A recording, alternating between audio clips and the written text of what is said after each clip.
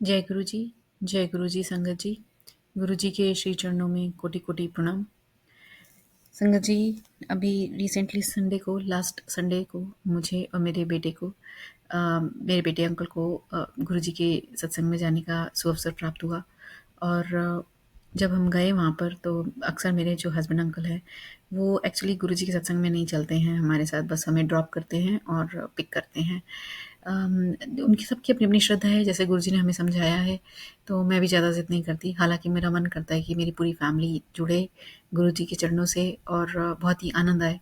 मगर जैसे गुरु जी समझाते हैं, सबकी अपनी अपनी जर्नी है, अपनी अपनी सोल है और सब अपने कर्मों के अनुसार गुरु जी से जुड़ते हैं। तो वैसे ही मेरे को भी समझ में आया, मैंने फिर ज़िद करना छोड़ दिया। मगर इस संडे को, जो लास्ट संडे गया है, मेरे हस्बैंड अंकल ने हमें ड्रॉप किया। और जैसे वो ड्रॉप करके गए आगे, ये बाद में हमें पता चला, ये बात इस बात का कि जब वो हमें ड्रॉप करके गए तो उनका एक्सीडेंट होते होते बचा।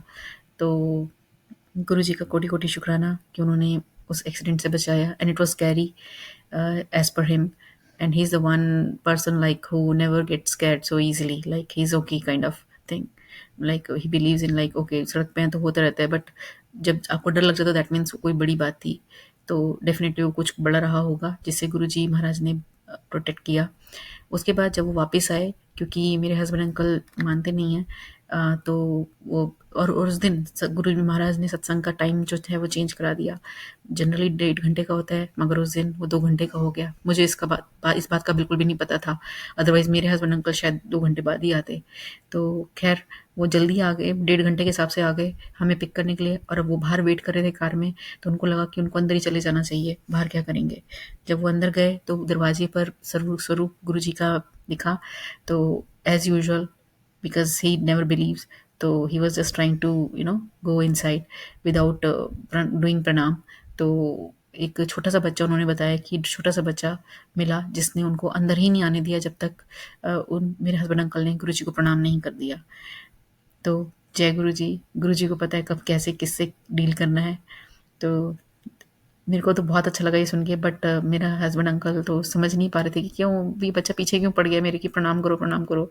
तो खैर एनीवेज, उसके बाद गुरुजी महाराज की आरती करी, मेरे हस्बैंड अंकल को भी मौका मिला, उन्होंने भी आरती करी और फिर वहाँ पर लंगर प्रसाद की ब्लेसिंग भी ग्रहण करी। इसके बाद जब मैं और मेरा बेटा और मेरे हस्बैंड अंकल, हम तीनों कार में वापस आ रहे थे, तो अचानक से फिर से हमारा एक्सीडेंट होते होते बचा। And it was carry, suddenly car आगे आ गई और मेरे हस्बैंड ने बड़ी कस के ब्रेक मारी। हस्बैंड ने तो क्या मारी, गुरुजी ने मरवाई वो ब्रेक, और फिर से हमारी जान बचाई। इसके बाद 2 दिन बाद, करीब ट्यूसडे वेडनेसडे में, फिर से ऑफिस जाते समय मेरे हस्बैंड अंकल का एक्सीडेंट होते होते बचा। तो जब ये 3-4 बार ऐसे लगातार होता जा रहा है बैक टू बैक, तो मेरे हस्बैंड अंकल को काफ़ी डर लग गया। और बट मुझे गुरु जी की लीला समझ में आ गई थी।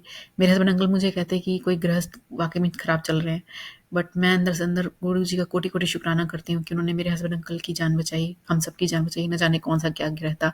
तो हे गुरु जी महाराज, आपको कोटि कोटि शुक्राना, अनंतम शुक्राना, हमारे को हमारे साथ हर पल हर क्षण रहने का, मेरे हस्बैंड अंकल को ब्लेस करने का और अपने श्री चरणों से जोड़ने का, आरती का मौका देने का। आपका कोटि कोटि शुक्राना। सबकी रक्षा करें प्रभु, सबको आपके आशीर्वाद की आवश्यकता है, सब पर कृपा बनाए रखें। जय गुरु जी।